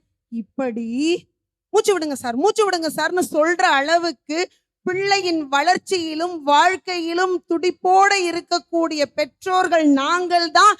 அவங்களுடைய வளர்ச்சிக்கு நிதி தேவைன்னு ஓடிக்கிட்டே இருக்கும். என்னுடைய சகோதரர் ரொம்ப அழகா சொன்னாரு, விவேகானந்தர் வெளிநாட்டு பயணம் போனாரு, அமெரிக்கா போனாரு, புவனேஸ்வரி தாய் வளர்த்தாங்க, மறுக்கிறதுக்கே இல்லை. புவனேஸ்வரி தாய் செலவுக்கு பணம் கொடுத்து வெளிநாட்டுக்கு அனுப்புனாங்களா? வெளிநாட்டிற்கு அமெரிக்காவிற்கு பயணம் போவதற்கு நேரம் மட்டும் பத்தாது, நிதி வேணும். அந்த நிதியை கொடுக்க பாஸ்கர சேதுபதிங்கிற ஒரு வள்ளல் இருந்தாரு, நமக்கு ஒரு விவேகானந்தர் கிடைச்சாரு, அதுதானே மறுக்க முடியாத உண்மை. அதே பாஸ்கர சேதுபதி மாதிரி இன்னொரு வள்ளல், காரைக்குடி தந்த கல்வி வள்ளல் அழகப்பர், அந்த அழகப்பர் கிட்ட போறாங்க. போய் ஐயா பெண்களுக்கான ஒரு கல்வி நிறுவனம் ஆரம்பிக்கணும், அந்த கல்வி நிறுவனம் ஆரம்பிக்கிறதுக்கு எந்த இடத்துல ஆரம்பிக்கிறதுன்னு ஒரு தயக்கத்துல இருக்கோங்க ஐயா அப்படின்னு சொல்றாங்க. உடனே அந்த அழகப்பர் என்ன பண்ணாருங்கிறத நம்ம ஒரு நிமிஷம் யோசிக்கணும். இன்னைக்கு இருக்கக்கூடிய பேங்க்ல போனீங்கன்னு வைங்களேன், முன்னாடிலாம் டம்ளரை தான் கேன்ல கட்டி தொங்க விட்டுட்டு இருந்தாங்க, இப்ப அந்த அநீதி குறைஞ்சிருச்சு. இப்ப என்னன்னா பேனாவை கட்டி தொங்க விடுறாங்க சார் சலான் ஃபில் பண்ற இடத்துல. அந்த 2 ரூபாய் பேனாவை தூக்கிட்டு போனாதான் என்ன, பேனாவை கட்டி தொங்க விட்டுக்கிட்டு இருக்கு காலகட்டம். ஆனா கல்வி வள்ளல் அழகப்பர்ட்ட போய் பெண்களுக்கு கல்லூரி ஆரம்பிக்கணும், பெண்களுக்கு கல்வி நிறுவனம் ஆரம்பிக்கணும், எந்த இடத்துல ஆரம்பிக்கலாம்னு யோசிக்கிறோம்னு சொன்னப்ப, வீட்டுக்குள்ள அமர்ந்து பேசிக்கொண்டிருந்த மனிதர் ஒரு நிமிஷம் வெளியில எந்திரிச்சு வர்றாரு. என்னடா பேசிக்கிட்டு இருக்கோம், இவர் பாட்டுல வெளில வராருன்னு சொல்லி எல்லாரும் பின்னாடி எந்திரிச்சு வர்றாங்க. சொல்றாரு, இந்த இருக்குல்ல நான் இருந்த வீடு, இதையே வச்சுக்குங்க, இங்கேயே கல்வி நிறுவனம் ஆரம்பிங்க அப்படின்னு சொல்லி கேட்ட மாத்திரத்தில் தான் இருந்த இடத்தையே கல்வி நிறுவனம் ஆரம்பிக்க கொடுத்தார் இல்லையா? ஒரு பிள்ளைக்கு கல்வி கொடுக்கிறவர் தந்தை, நான் ஆயிரக்கணக்கான லட்சக்கணக்கான குறிப்பாக பெண்களுக்கு கல்வி கொடுத்த அவர் கல்வி தந்தை. அந்த தந்தை கல்வி கொடுக்க கூட நேரத்தை தாண்டி நிதி தானே பயன்பட்டுச்சு. அதை மறுத்து பேசிட முடியுமா? அதை மறந்து பேசிட முடியுமா? நான் இவங்களையெல்லாம் பார்த்து கேட்கணும். ஒன்றும் இல்லை, வெளிநாட்டில் ஒரு அப்பா வேலை பார்த்துட்டு இருக்காருங்க. எப்போ பார்த்தாலும் ஃபோனில் ஃபோன் பண்ணி, வீட்டுல பாட்டி சொல்லுவாங்க, சித்தப்பா சொல்லுவாங்க, ஒய்ஃப் சொல்லுவாங்க, ஏங்க இந்த புள்ள மூஞ்ச பார்க்காமலே இருக்கீங்க, ஒரு 8 வந்துட்டு போங்க. சரி, எல்லாரும் நம்மளை கூப்பிடுறாங்களே, மனசு கிளம்பி வந்துட்டாரு. வந்ததும் சொந்தக்காரங்க எல்லாம் வர்றாங்க. தம்பி சென்ட் வாங்கிட்டு வந்தியா? இந்தாங்க அண்ணன். தம்பி தைலம் வாங்கிட்டு வந்தியா? இந்தாங்க அண்ணன். இந்த புள்ள வந்து அப்பா வந்தது ரொம்ப சந்தோஷமாயிரும். அப்பா நல்லா ஃபுல்லா பர்ஸ் எடுத்துட்டு வந்திருப்பாரு. Daily beach, park, theatre, cinema, அது இது எல்லாம் முடிஞ்சிரும். ஒரு மாசம் வீட்டுல கறிசோறெல்லாம் முடிஞ்சு, வீட்டுல நார்மலான வத்த குழம்பு ரசத்துக்கு வந்திருப்பாங்க வீட்டுல. இப்ப சொந்தக்காரங்க அடுத்து கேட்க ஆரம்பிப்பாங்க, அப்புறம் தம்பி எப்ப கிளம்புறதா இருக்க? சொந்தக்காரங்களுக்கு நம்ம அருமை புரியல. வீட்டுல நம்ம பொண்டாட்டி கிட்ட போய், என்னடி இந்த சொந்தக்காரங்க எல்லாம் எப்ப கிளம்புறேன்னு கேக்குறாங்க. ஆமாங்க, நானும் உங்கள்ட்ட கேட்கணும்னு நினைச்சேன், ரிட்டர்ன் டிக்கெட் எப்ப போட்டிருக்கீங்க மாமா? மனைவி, சரி மனைவிக்காவையா நம்ம வந்தோம், பெத்த பிள்ளையோட நேரம் ஒதுக்க தானே நம்ம வந்தோம்னு சொல்லிட்டு புள்ளைய தேடினா, புள்ள எங்கடி? புள்ள கிரிக்கெட் பேட் எடுத்துட்டு பக்கத்து தெரு போயிட்டாங்க. ஏண்டி பக்கத்து தெரு போன? அவன் கூட விளையாட தானே நான் வந்தேன். திரும்பி வர்றான் 8 மணிக்கு உள்ள. என்னப்பா உன் கூட நான் விளையாண்டுகிட்டு இருக்கேன், நீ எங்கப்பா போன? போப்பா, உன் கூட போரு, டெய்லி நீ படிச்ச கதையே சொல்லி சொல்லி அறுக்கிற. என் பக்கத்து தெரு அண்ணாலாம் என்ன 1 மாசமா விளையாட்டுக்கு வரலன்னு சேர்த்துக்க மாட்டாங்க தெரியுமா? போப்பா, உன் கூட போருன்னு சொல்லிட்டு போகுது புள்ள. அதுக்கு அடுத்து சொந்தக்காரங்க இருக்காங்கல்ல, நான் ஃபாரின் போறதா ஐடியால இல்ல, நான் ஊரோட செட்டில் ஆகலான்னு சொன்னா, சென்ட் பாட்டில் கேட்டு வந்தவங்களாம் 7 சென்ட் 8 சென்ட் தள்ளி வெட்டி ஓடிடுவோம். அந்த அளவுக்கு இன்னைக்கு நிதி தேவைப்படுது ஒரு குடும்பத்தை கட்டமைக்க. அதை நம்ம இல்லைன்னே மறுக்க முடியாது. நீங்க ஏன் சார் பணத்தை வெறும் பணம்னு பாக்குறீங்க? பணம்ங்கிற ஒரு விஷயமா பார்க்காதீங்க. பணத்தை கோயிலுக்குள்ள எடுத்துட்டு போய் நம்ம சாமி கிட்ட வேண்டிட்டு உண்டியல்ல போட்டோம்னா அது வேண்டுதல். அதே நம்ம ஐயருடைய தட்டுல வச்சோம்னா அது தட்சணை. வெளியில வந்து யாசகம் கேட்கறவங்க கிட்ட கொடுத்தோம்னா அது தர்மம். வழியில நம்ம வீட்டுக்கு மளிகைக்கு பாலுக்கு செலவு பண்ணிட்டு போனா அது குடும்ப செலவு. அதே நம்ம மருந்து மாத்திரை வாங்கினா அது வைத்தியம். அதுவே உங்களுடைய பிள்ளையுடைய நல்ல கல்விக்காகவும் நல்ல வளர்ச்சிக்காகவும் நீங்க செலவு செய்தீங்கன்னா அந்த பணத்துக்கு பேரு பணம் இல்லை, உங்க பிள்ளையின் நல்ல எதிர்காலத்திற்கான முதலீடு. அந்த பணத்துக்கு பேரை சொல்லிட்டு போங்க. அந்த நிதி அவசியம் ஒரு பிள்ளையோட வளர்ச்சி. நீங்க இந்த அரங்கத்துல வச்சு எல்லார்கிட்டையும் கேக்குறீங்க, நிதி ஒதுக்கலாமா நேரம் ஒதுக்கலாமான்னு கேக்குறீங்க. யாரு உண்மையிலே நேரம் ஒதுக்குவாங்க? அதை நம்ம யோசிச்சு பார்க்கணுமே. யார் நேரம் ஒதுக்குவாங்க? இன்னைக்கு பொழுதுக்கு என்னுடைய பிள்ளைக்கு அரை வயிறு கஞ்சிக்கு 4 இட்லிக்கு நான் 300 ரூபா ஆட்டோ ஓட்டிட்டு தான் போகணுங்கிற சூழல்ல இருக்க ஒரு மனிதன்கிட்ட போய், உன் பிள்ளைக்காக நீ ஒரு நாள் நேரம் ஒதுக்குன்னா, நான் என் பிள்ளைக்காக நேரம் கொடுக்க தயார். என் பிள்ளைக்கு பசிக்குமே, அந்த வயிற்றுக்கு சோறு யாரு கொடுப்பான்னு கேட்பான். முதல்ல நிதியை சேர்த்து வச்சுட்டு, ஏன்பா வேலை வேலைன்னு ஓடுற, வேணுங்கிறது சம்பாதிச்சிருக்கேன், உன் பிள்ளைக்காக 2 நாள் ஒதுக்கேன்னா நான் நிதி சேர்த்து வச்சிருக்கேன், அதுலேருந்து கொஞ்சத்தை எடுத்துட்டு என் பிள்ளைய நான் ஊட்டிக்கு அழைச்சிட்டு போறேன், கொடைக்கானல் அழைச்சிட்டு போறேன், கோவாக்கு அழைச்சிட்டு போறேன். யாரால் நிதி சேர்த்து வைக்கப்பட்டிருக்கிறதோ அவங்க தான் சரி நிதி சேர்த்துட்டோம் கொஞ்சம் நேரத்தை கொடுப்போமேன்னு நினைக்கலாமே தவிர, நிதியையே தேடி ஓடிக்கிட்டு இருக்கிற அன்றாடம் பிழைக்கக்கூடிய ஒருத்தன் எப்படி நேரம் கொடுப்பான்? நிதி தானே அவன் முதல்ல கொடுக்கணும். நீங்க இந்த அரங்கத்துல உள்ளவங்க கிட்ட நேரம் கொடுங்கன்னு சொன்னா இவங்க எல்லாம் கை தட்டிட்டு போயிடலாம். ஆனா இந்த கேள்வியை யாருக்கிட்ட கேட்கணுங்கிறதுக்கு ஒரு சின்ன உதாரணம் மட்டும் நான் சொல்லிடுறேன். பிள்ளை பிறந்துருச்சு, பிறந்த பிள்ளைய கையில வாங்கி தூக்கி பாக்குறான் அப்பங்காரன், கையும் காலும் நீளமா இருக்கு. என்னடா நீளமா இருக்குன்னா, ஒரு பெரிய உடல்நல குறைவு இருக்கு, இமிடியேட்டா அந்த குழந்தைக்கு ஒரு ஆபரேஷன் பண்ணணும், இத்தனை லட்சம் செலவாகும் மருத்துவர்கள் சொல்றாங்க. இதுக்கு பணம் தேடி ஓடணும். பச்சை பிள்ளைய கையில வச்சுக்கிட்டு இந்த பணத்துக்கு நான் எங்க ஓடுவேன் பதைத்து நிக்கக்கூடிய ஒரு அப்பனிடம் போய் நீங்க உங்க பிள்ளைக்கு நேரம் ஒதுக்கணுமா நிதி ஒதுக்கணுமான்னு கேளுங்க, அவர் சொல்லுவார் பதில். ஆயுத பூஜை விஜயதசமி கொண்டாடிக்கிட்டு இருக்கோம், அடுத்து வரப்போகுது தீபாவளி. தீபாவளிக்கு இன்னும் 20 நாள் இருக்குப்பா, தீபாவளிக்கு இன்னும் 10 நாள் இருக்குப்பா, தீபாவளிக்கு இன்னும் 8 நாள் இருக்குப்பா. எனக்கு இந்த ஹீரோ போட்ட மாதிரி ட்ரெஸ் வேணும், எனக்கு அந்த வெடி வேணும், எனக்கு இந்த வெடி வேணும், இது வேணும் இது வேணும். ஆசைகளை சுமந்து கொண்டிருக்கக்கூடிய உங்கள் குழந்தைக்கு 500 ரூபாய்க்கு ஒரு சுடிதார் எடுத்து கொடுத்து 50 ரூபாய்க்கு ஒரு ஊசி பட்டாசு வாங்கி கொடுக்கவாவது பொருள் வேணுமேனு ஓடிக்கிட்டு இருக்கக்கூடிய ஒரு தகப்பனிடம் போய் கேளுங்க, உங்க பிள்ளைக்கு நேரத்தை ஒதுக்கணுமா நிதியை ஒதுக்கணுமான்னு அவர் சொல்லுவார் பதில். நல்லா படிக்கக்கூடிய பிள்ளை, அந்த பரீட்சை நேரத்துல ஏதோ ஒரு உடல்நல குறைவு, அந்த பிள்ளையால பரீட்சை சரியா எழுத முடியல, எதிர்பார்த்ததை விட கொஞ்சம் மார்க் குறைஞ்சிருச்சு, ஆனா ஆசைப்பட்டுச்சு, இந்த படிப்பை படிக்கணும்னு ஆசைப்பட்டுச்சு. தான் புள்ள ஆசைப்பட்ட படிப்பை படிக்க வைக்கிறதுக்காக எத்தனையோ சொந்தக்காரர்கள் வீட்டுல ஏறி இறங்கி காசு கேட்டு கடன் கேட்டு அசிங்கப்பட்டு தலை குனிந்து வரும் பெற்றவர்கள்ட்ட போய் கேளுங்க, உங்க பிள்ளைக்கு நேரத்தை கொடுக்கணுமா நிதியை கொடுக்கணுமான்னு அவங்க சொல்லுவாங்க பதில். எல்லாத்துக்கும் மேல ஒத்த பிள்ளைய பொத்தி பூ மாதிரி வளர்த்து வச்சிருப்பாங்க. அந்த பிள்ளைக்கு கல்யாணம் பண்ணணும், அந்த பிள்ளை ஆசைப்பட்ட மாதிரி கல்யாணம் பண்ணணும். பொண்ணை வச்ச இடத்துல ஒரு பூவையாவது வைன்னு சொல்லுவாங்க. அந்த பூ இருக்கிற இடத்துல ஒரு புல்லுக்கட்டை வைக்கணும்னா கூட இன்னைக்கு காசு வேணும். தான் பெத்த பொண்ணு அடுத்த வீட்டுக்கு கண் கலங்காம போறதுக்கு எப்படியாவது கடனை உடனே வாங்கி கல்யாணம் பண்ணிட மாட்டோமான்னு கைய பிசைஞ்சுக்கிட்டு கல்யாண வயசுல பொண்ணை வச்சுட்டு கவலைப்படுற பெத்தவங்கள்ட்ட போய் கேளுங்க, நேரத்தை ஒதுக்குவீங்களா, நிதியை ஒதுக்குவீங்களான்னு அவங்க சொல்லுவாங்க பதில். இதெல்லாம் இல்லம்மா, நீ சொல்றதெல்லாம் சும்மாமா, நேரத்தை ஒதுக்குறதாம்மா முக்கியம் அப்படின்னு நீங்க சொன்னீங்கன்னா, நேரத்தை ஒதுக்கி பெத்த பிள்ளைங்களோட நிறைய நேரம் செலவிட்டு நமக்கு இன்னைக்கு பொழுது நிம்மதியா ஓட்ட காசு இருக்கு. நேரத்தை தான் பிள்ளைங்களுக்கு கொடுக்கணும். பிள்ளைங்களுக்கு மகாபாரத கதை சொல்லுவோம், பிள்ளைங்களுக்கு ராமாயண கதை சொல்லுவோம், நம்மளுடைய வாழ்க்கைன்னு சொல்லுவோம். சொல்லி சொல்லி வாழ்ந்த ஒரு அப்பாவுடைய மகன். ஆனா அப்பா நேரத்தை நிறைய கொடுத்தாரு, சொத்து சேர்த்து வைக்க விட்டுட்டாரு. அந்த பையனுக்கு அந்த வருமானம் அவனுடைய குடும்பத்தை இன்னைக்கு இருக்கிற விலைவாசியில ஓட்டுறதுக்கு பத்தல. வெளிநாடு கிளம்பி போறான், கல்யாணம் பண்ணி முடிச்சு போறான். 5 வருஷம் ஆகுது. அவன் பெத்த பிள்ளையோட முகத்தை 5 வருஷமா அவன் பார்க்கல. 5 வருஷம் கழிச்சு வந்து, அப்பா நான் தான்ப்பா உன் அப்பான்னு அந்த பச்சை பிள்ளைய கூப்பிடுறான். அந்த பிள்ளை வெறுண்டடிச்சு அம்மா பின்னாடி போய் ஓடுது.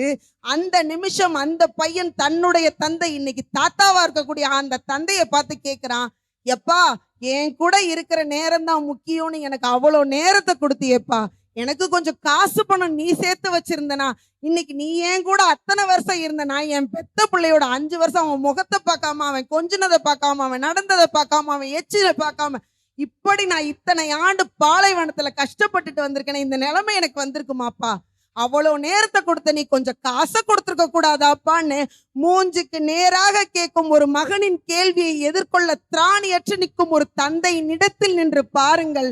நீங்களே சொல்வீர்கள், நேரத்தை ஒதுக்க வேண்டுமா, நிதியை ஒதுக்க வேண்டுமா என கூறி இப்போ உங்களுடைய மனசுல 1000 மேகங்கள் சூழ்ந்திருக்கலாம்.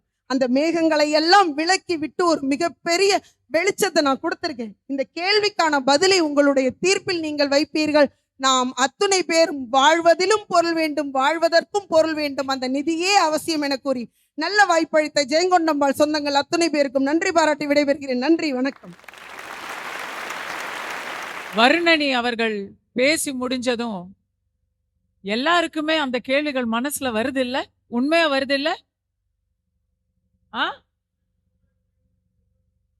இல்ல உண்மை இல்ல இல்ல தமிழ் சொற்களை அவங்க ஆடியன்ஸ்ல சொல்றாங்க, தமிழ் சொற்களை பயன்படுத்திய விதத்துல அவங்க வந்து ரொம்ப அழகா பேசுறாங்க. உண்மைதாம்மா, மடை திறந்த வெள்ளம் போல அந்த தமிழ் அருவி போல நீங்கள் தங்கு தடை இல்லாமல் உங்களுடைய சிந்தனையை அப்படியே விவரிச்ச விதம் அது ரொம்ப பிரமாதமா இருந்தது. ஆனா அதை விட நீங்க கேட்ட ஒவ்வொரு கேள்வியும் அர்த்தமுள்ள கேள்வியாக இருந்து ஈட்டி மாதிரி நெஞ்சில பாஞ்சிச்சு. நேரம் யாரால ஒதுக்க முடியும்? நிதி ஏற்கனவே இருக்கிறவங்களால தானே நேரம் ஒதுக்க முடியும். நேரமே இல்லாதவங்களால எப்படி நிதி ஒதுக்க முடியும்? அதுவும் மருத்துவமனையை பத்தி ஒரு உதாரணம் சொன்னாங்க அவங்க. என்னோட வாழ்க்கையில நடந்திருக்குங்க. எனக்கு அதுதான் இப்போ நீங்க சொன்னீங்க அம்மாவுடைய பாசம்னு, அது என் வாழ்க்கையில எனக்கு என்னுடைய தாயார் ஜட பின்னல, என்னுடைய அத்தை தான் டெய்லி காலையில ஜட பின்னி விடுவாங்க. ஏன்னா என் தாயார் அப்போ வந்து எல்லாருக்குமான சிற்றுண்டியை காலை உணவை தயார் பண்ணி மதிய உணவையும் தயார் பண்ணி அவங்களும் அதை எங்களுக்கும் கொடுத்து கட்டி கொடுத்து அவங்களும் கட்டிட்டு அவங்க வழக்கறிஞர், அவங்க பஸ்ஸை பிடிக்க ஓடணும், அவங்க வந்து ஹைகோர்ட்டுக்கு போகணும். ஸோ அவங்களுக்கு அந்த இடத்துல நேர பற்றாக்குறை இருந்தது. நான் போய் எங்கள் அத்தை கிட்ட மேலே மாடியில் ஏறி போய் அவங்க குடும்பத்தில் போய் ஜடை பின்னிக்கிட்டு போவேன். அவங்க அத்தை வந்து ஜடை பின்னி கொடுப்பாரு, மாமா வந்து என்னை ஸ்கூலில் கொண்டு போய் விடுவார். அப்போ கூட்டு குடும்பத்தில் இருக்கக்கூடிய ஒரு வசதி அது. நேரம்ங்கிறது ஒருத்தருக்கு நேரம் இருக்கும், ஒருத்தர்கிட்ட ஒருத்தர் பணியில் இருப்பாங்க, அவங்க நிதி சேர்க்கறதுக்காக இருக்காங்கன்னு சொல்லலை.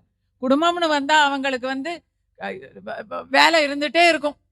ஒருத்தங்க சோறு போடுற வேலையை செய்வாங்க, ஒருத்தர் குழந்தைங்களை பார்க்குற வேலையை செய்வாங்க, ஒருத்தர் வந்து எல்லாரையும் ஸ்கூலுக்கு அனுப்புகிற வேலையை செய்வாங்க, ஒருத்தங்க படிப்புக்கு பணத்தை தேடுவாங்க, அப்படி இருக்கும். அதனால ஆனால் என் பெண்ணுக்கு நான் தான் ஜடை பின்னி கொடுத்தேன். அது அதோட ஸ்கூலில் போய் எழுதிச்சு, உன்னுடைய ஒரு நாளில் நீ வந்து பெற்றோருடன், ஏன்னா நானும் ஒர்க்கிங் உமன், அதை ஸ்கூலுக்கு அனுப்பிச்சிட்டு நான் இந்த பக்கம் படப்பிடிப்புக்கு போயிடுவேன். ஒரு நாளில் உன்னுடைய பெற்றோருடன் நீ செலவழிக்கும் ஒரு முக்கியமான கட்டம் எதுன்னு கேட்டதுக்கு காலையில் எனக்கு ஜடை பின்னி விடுவாங்க, அந்த நேரத்தில் நாங்கள் நல்ல குவாலிட்டி டைம் ஸ்பெண்ட் பண்ணுவோம் அப்படின்னு அது சொல்லிச்சு. நீங்க உவமையில சொன்ன மாதிரி எல்லாரும் கிளாஸ்ல சிரிச்சிட்டாங்களாம்.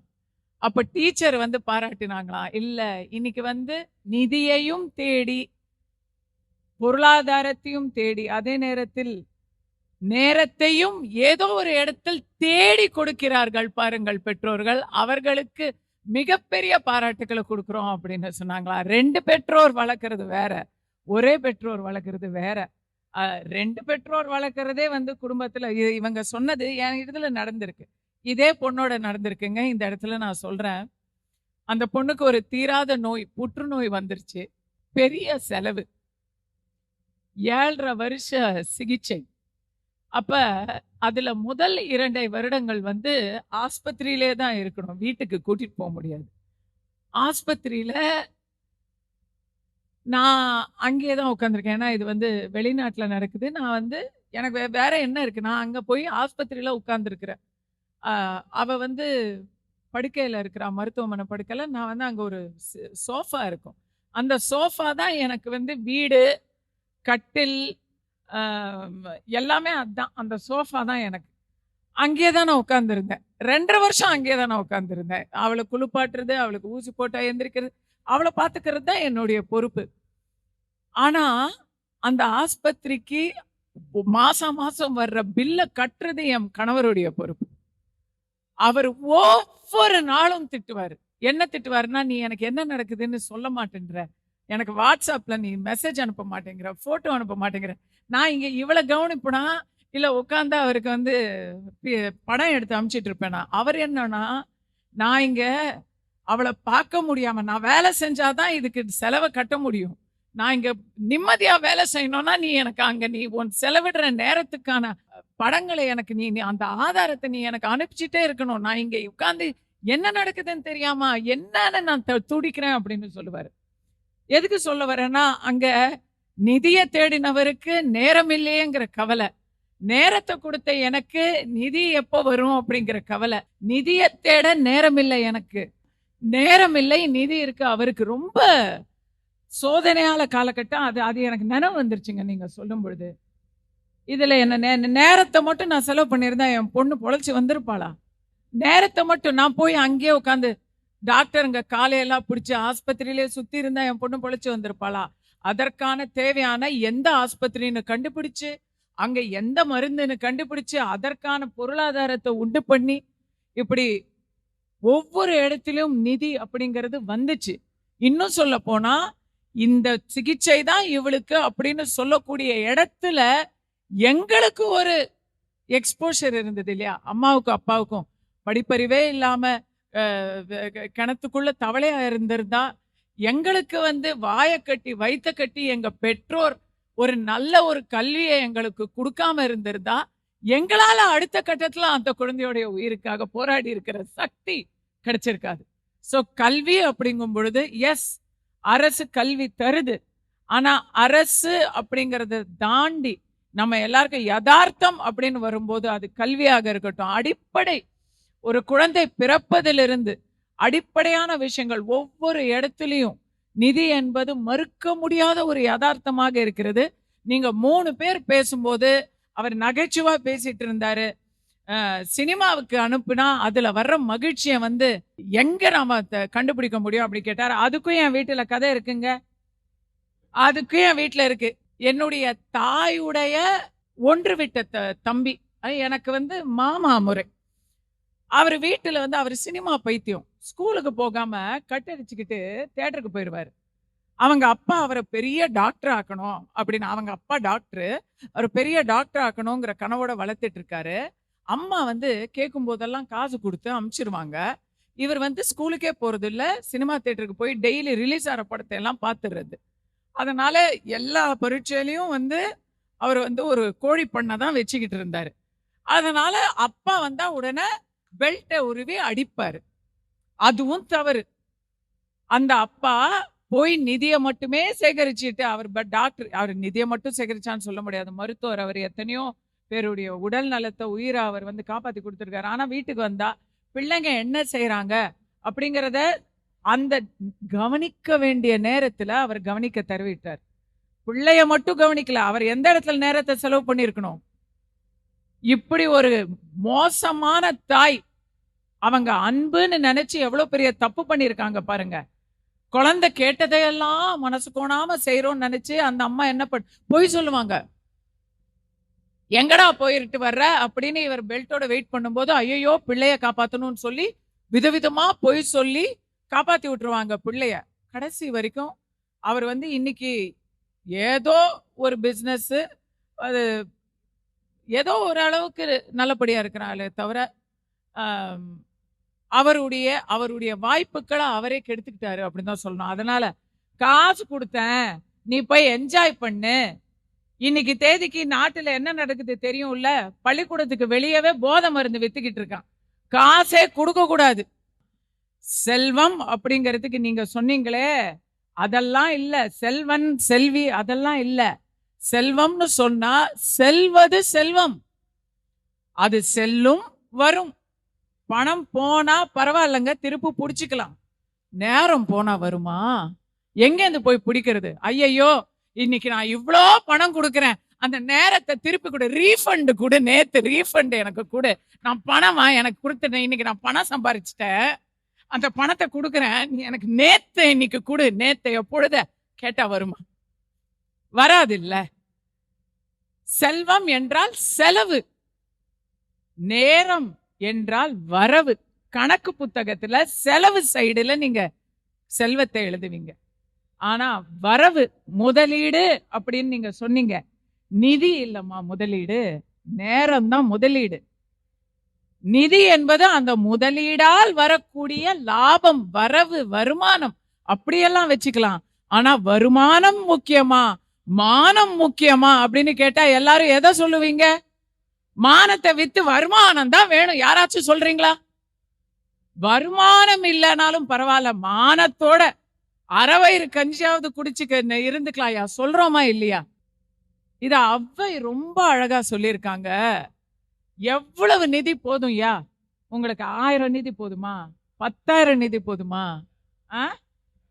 10,000 கூட பத்தாது. சரி, 1 கோடி வேணுமா? 1 கோடி வேணும்னா ஔவையாரு 1 கோடிக்கு என்ன சொல்லியிருக்காங்க தெரியுமா? மதியாதார் முற்றம் மதித்தொரு காலம் சென்று மிதியாமை கோடி பெறும். ஔவையார் சொல்லியிருக்காங்க. நம்மள மதிச்சு, நம்ம நேரத்தை மதிச்சு, ஏன்னா வெளியே கால் கடுக்க காத்துட்டு இருப்போம், அவன் வெளியவே வரல, நம்மளை கவனிக்கல, நாளைக்கு வா நாளைக்கு வா நாளைக்கு வான்னு நேரம் கடத்துறாங்கன்னு வைங்க. அந்த நம்முடைய நேரத்தையும் நம்முடைய தன்மானத்தையும் மதிச்சு நம்மள அவன் கூப்பிடல, சரியான வழியா நம்மளை நடத்தலைன்னு சொன்னா அந்த பக்கமே கால் வைக்காதது 1 கோடி பெறும் அப்படின்னு சொல்லியிருக்காங்க. அந்த மானத்தை கத்து கொடுக்கறது தாங்க நேரம்.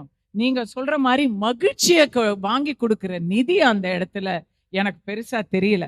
உண்மைதான், உயிரை காப்பாத்துறதுக்கு நிதி வேணும். ஆனா அதே மருத்துவமனையில இன்னைக்கு நான் இருந்தது சில்ட்ரன்ஸ் ஹாஸ்பிட்டல், அந்த குழந்தைகள் மருத்துவகம் அமெரிக்காவில். அங்க எனக்கு பக்கத்து ரூம்ல என்னன்னா ஒரு பிரிமெச்சூர் பேபி, குறை பிரசவத்துல 7வது மாசத்திலேயே அந்த குழந்தை பிறந்துருச்சு. எப்படி காப்பாத்துறது அப்படின்னு இருக்காங்க. அதுக்கு கண்டிப்பா நிதி தேவை. ஏன்னா அந்த இன்குபேட்டர்ல வைக்கணும், அந்த அல்ட்ரா வயலட் யூவி ரே எல்லாம் போடணும், சிகிச்சை டெய்லி அதுக்குன்னு தனிப்பட்ட முறையில மருத்துவர்கள் வருவாங்க, செவிலியர்கள் வருவாங்க, அதுக்கு நிறைய செலவு, நான் ஒத்துக்கிறேன். ஆனா அவங்க என்ன தெரியுமா சொன்னாங்க? 1 வாரம் இன்குபேட்டர்ல வச்சுட்டு டெய்லி தினசரி, சின்ன குழந்தை இத்தனோண்டு இருக்குது, அந்த தினசரி அந்த குழந்தைய தாயோட நெஞ்சு மேல வச்சு 3 மணி நேரம் கேங்கரு பேரண்டிங் அப்படின்னு சொல்றாங்க.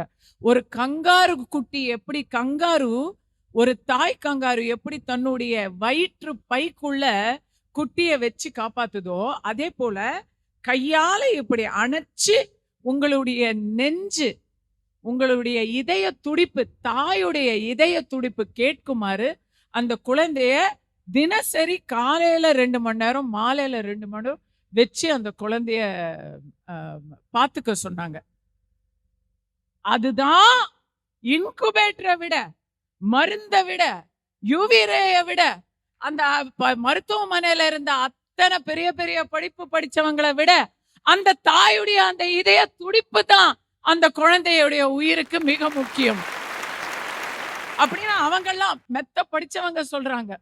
அந்த கேங்கரு பேரண்டிங்ல அவங்க ஒரு 40 நாள் அப்படி அந்த குழந்தைய வந்து இப்படியே வச்சு பொத்தி பொத்தி வளர்த்து அந்த குழந்தை உசுரை காப்பாத்திட்டாங்க. சோ அந்த இடத்துல அந்த இதய துடிப்பு 9 மாசம் உள்ளார இருந்தாதான் அந்த குழந்தை நல்லா பிறக்கும். அந்த நேரம் அந்த குழந்தைக்கு உசுரா வெளியே வர தேவை. அப்படி அதுக்கு முன்னாடி அது வெளியே வந்துருச்சுன்னா அந்த மீதி இருக்கிற மாசத்தை வெளியே நீங்க கொடுங்க அப்படின்னு சொன்ன இடத்துல அந்த நேரம்ங்கிறது நிக்குது.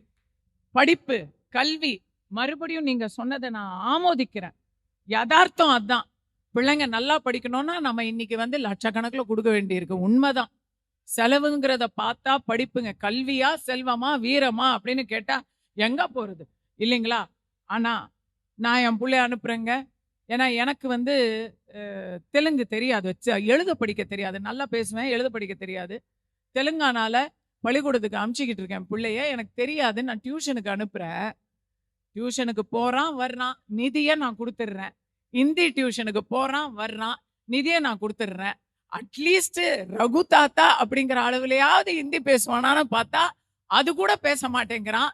ஆனா அவன் டீச்சர் ரகு தாத்தா கூட கத்து கொடுக்காம என்ன டியூஷன் ஃபீஸை தாத்தான்னு கேட்டு மாசம் மாசம் வாங்கிக்கிட்டே இருக்கு. ஒண்ணுமே இல்லை. கடைசியில நான் எல்லா அலுவலையும் தள்ளி வச்சுட்டு பரீட்சையும் போது அவன் படிச்சானோ இல்லையோ அவனோட சேர்ந்து நான் முட்டி முட்டி படிக்கும்படி ஆச்சு. அதுல எத்தனை பெரிய டியூஷன் டீச்சரா இருக்கட்டும், அவனுக்கு வந்து துளசிதாசரே வந்து கத்து கொடுத்தாலே ஏறாது. நான் அவனுக்கு அப்பப்போ துளசி தீர்த்தத்தை தலையில தெளிச்சு அங்கேயே தலைமையில ஒரு 2 குட்டு குட்டி கத்து கொடுத்தது மட்டும்தான் அவனுக்கு வந்துச்சு. என்ன செய்யறது? அதுவும் யதார்த்தங்க. நீங்க பெரிய ஸ்கூல்ல, பெஸ்ட் ஸ்கூல்ல பெரிய அளவுல நீங்க வந்து ஃபீஸ் கட்டி படிக்க வைக்கலாம். இன்னும் பெரிய பெரிய அளவுக்கு அதுக்கு வந்து செலவு பண்ணலாம். ஆனா படிப்பு ஏறணும்னு சொன்னா அதுக்கு ஒண்ணு ஆசிரியர் நேரம் செலவழிக்கணும், இல்ல பெற்றோர் நேரம். அந்த படிக்கிறானா இல்லையான்னு நம்ம தான் பார்க்கணும். நமக்குன்னு வந்தா நம்ம தான் பார்க்கணும். தலைவலியும் ஜுரமும் எப்படி தனக்கு வந்தாதான் தெரியுமோ அதே போல பிள்ளைகளோட படிப்பும் நம்ம பார்த்தாதான் வளரும். நாத்து நட்டா அது நம்ம நட்டாதான் வளரும்.